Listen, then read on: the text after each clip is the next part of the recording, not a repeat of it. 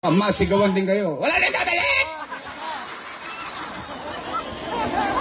Napanood nyo? Napanood ko din.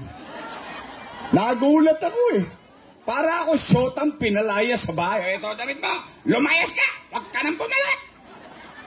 Nagagalit. Eh bakit sila nagagalit? Hindi naman nila pag-aari ang pwesto na yan. Pag-aarian ng taong bayan.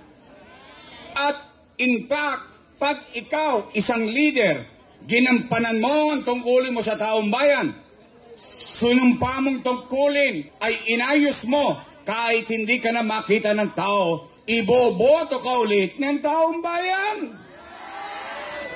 Nagagalit.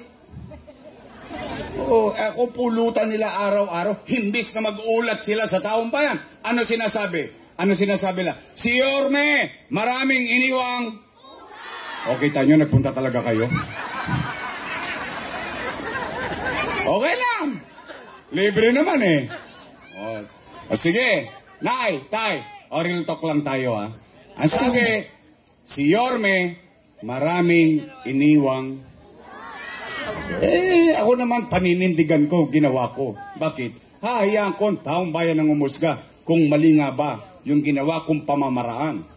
Nay, Tay, aamin lang kayo. Taas ang kamay na may anak dito. May anak, may anak. May anak. May anak kayo. Real talk. Kapag walang makakain ang anak ninyo, gagawa nyo ng paraan? Weh. Hindi nga. Iraraos nyo? Itatawid nyo? Gagawin nyo ang lahat? O yun din ang ginawa ko bilang ama ng 2 milyong Manileño noong panahon ng pandemya.